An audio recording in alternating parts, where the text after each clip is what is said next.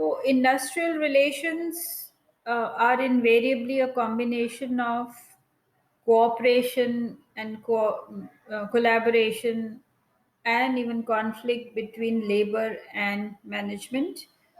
Every effort should be made to bring about the maximum degree of cooperation and collaboration between these parties so that the organization is able to work effectively.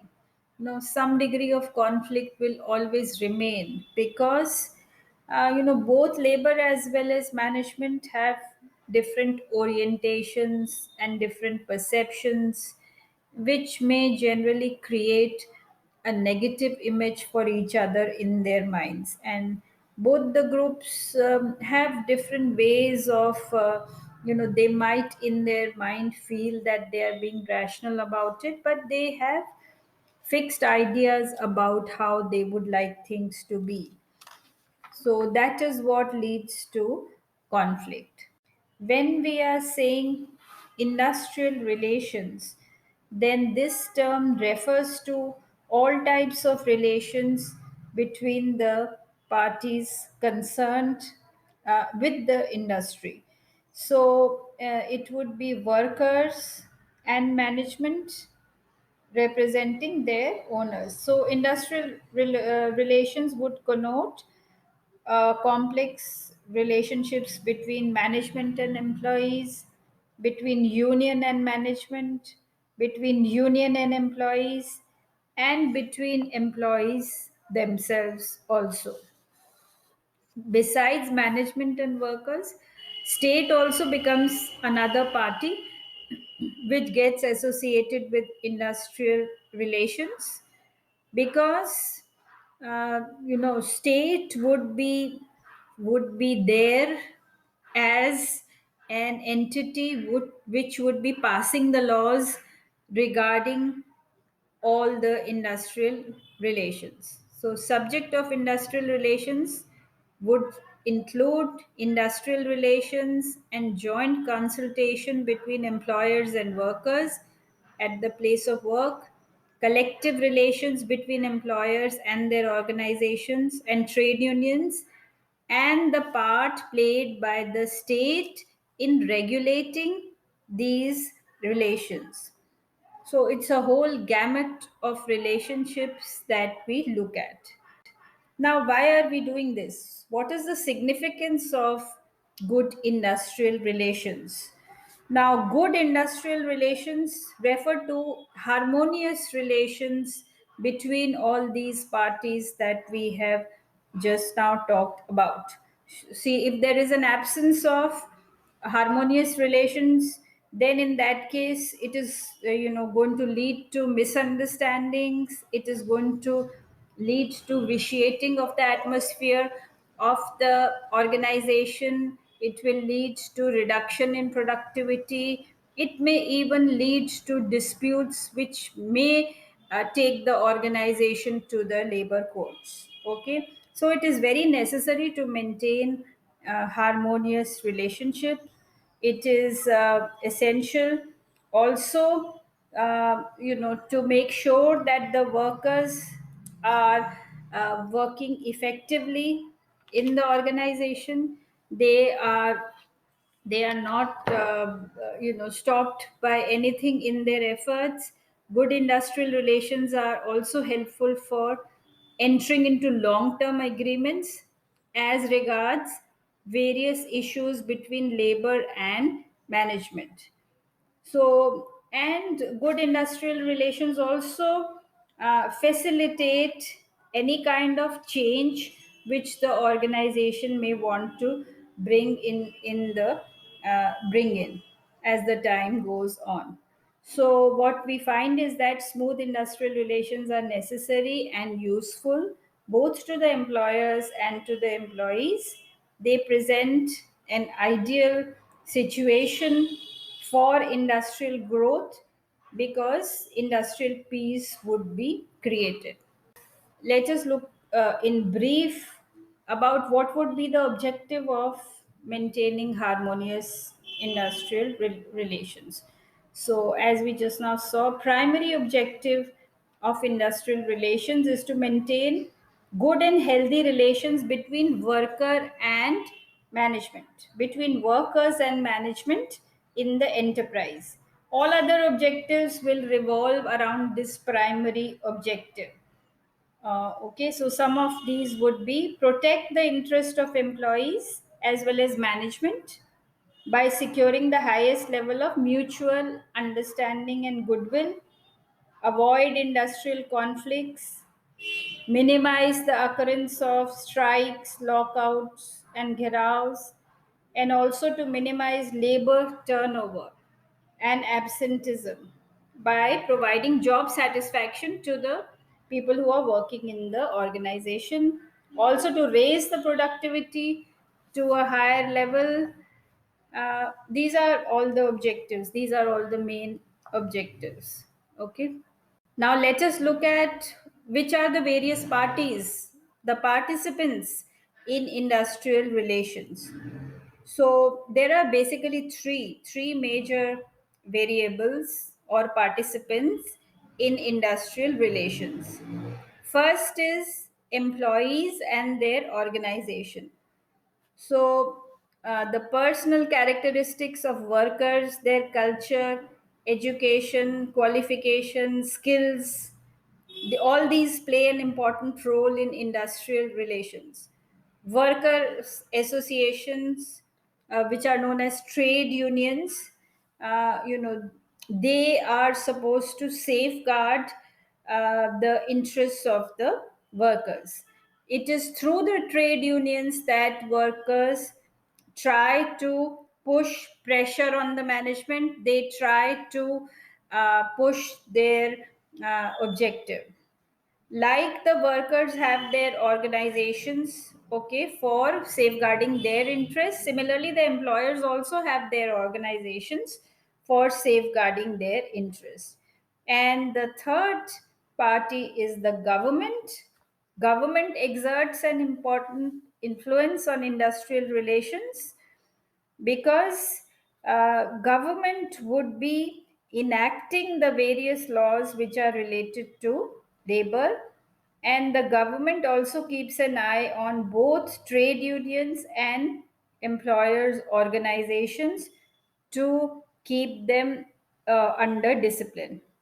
In case there is a dispute, the government can intervene through conciliation officers, labor courts, and tribunals. So, this comes under weapons of labor. That is, whenever industrial disputes arise, then what is it that the workers resort to? What is the weapon that they use? Now, the very famous one and the one that we are quite aware of and we see it happening all the time is a strike. When the workers collectively cease to work in an industry, then it is known as a strike. This means stopping the work. This means cessation of work by a body of persons employed in an industry, acting together, acting in combination. Okay, so for trade unions, what we find is that strike is the most powerful weapon for forcing the management to accept their demands. That is what happens all the time. You find many examples of work being brought to a standstill to bring attention to their demands.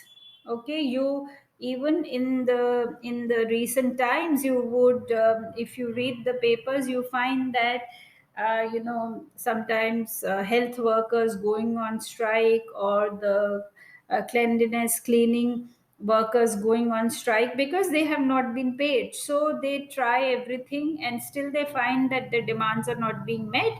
Then they stop working, then they stop work, and that takes the form of a strike. Now mostly for strike, it could be an economic strike. Most of the strikes of workers are for facilities and increase in the wage level. In the economic strike, laborers are demanding an increase in wages or travel allowance or house rent allowance. It's all related to financial things that they are asking for. It could also be a general strike. In this kind of a strike, members of the majority of trade unions in the industry go on a strike. So it's a general strike. Hunger strike again is something we are familiar with. In the hunger strike, the people who are sitting on a hunger strike will refuse to take food till such time that their demands are met. Okay, so the strike can take various forms. It could also be a slow down strike in which the workers remain on the job. They do not stop work, but they will restrict the amount of work that they're doing. They will slow down the work and quality. There is also another weapon which is used by the workers, which is known as gherav, okay, which means to surround. So workers may gherav the members of the management by blocking their exits, forcing them to stay inside their cabins, more like prisoners. Main objective would be to inflict pressure on the management to accede to their demands. So, though you see legally, ghiravs is a wrongful containment of a person. It's not really something which should be used. So, like the workers, like the laborers, the management can also resort to certain things like employers' association. Employers may have their associations on unions, which may collectively oppose the working class and put pressure on the trade unions. Then the second thing is lockout. An employer also may close the place of employment temporarily. And such a step is technically known as a lockout. It means closing of a place of employment or suspension of work or refusal by an employer to continue to employ any member of persons employed by him. So the factory, the place of work is closed down. Okay, it is a lockout by the employer, not by the employees. And the management can also resort to termination of services of those workers who are on strike, and you see who are really not listening to whatever. Causes of industrial disputes. Disputes between the management and the employees may arise due to a number of factors. More often than not, these are economic causes, which may be demand for an increase in wages on account of an increase in consumer price index, demand for a higher gratuity or other retirement benefits. Workers could also be demanding higher bonus. They could be demanding certain allowances like house rent allowance, medical allowance, conveyance allowance, in addition to what is already being paid. They mostly, it is an increase over and above what is already being paid. It could be a demand for paid holidays or a demand for reduction in working hours or a demand for better working conditions. Mostly you would find that these are the causes of industrial disputes.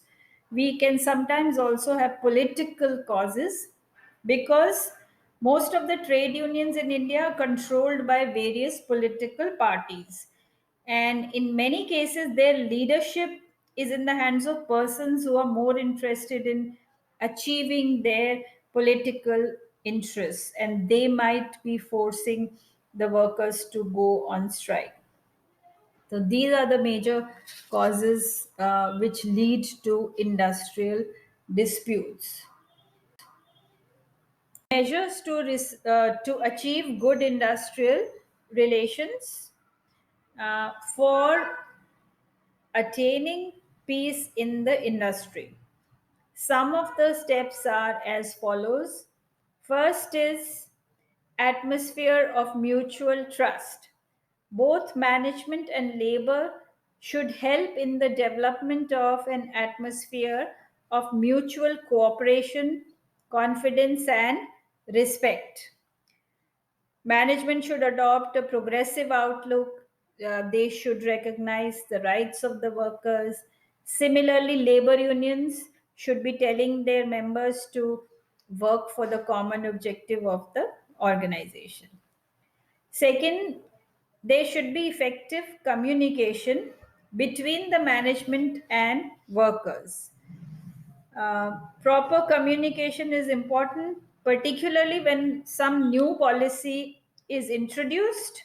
Management should ensure that employees understand and agree on the industrial relation policies. Proper communication always helps in minimizing any resistance to change, and it eliminates any sort of misunderstanding, etc. Thirdly, personnel policies should be fair, they should be formulated in consultation with the representatives of employees. They should also be reviewed periodically and communicated to all members of the organization. Okay? Then, strong unions. Workers, in fact, should be encouraged to build unions, which are strong and which are able to negotiate with the management and also guide the workers in improving productivity and quality.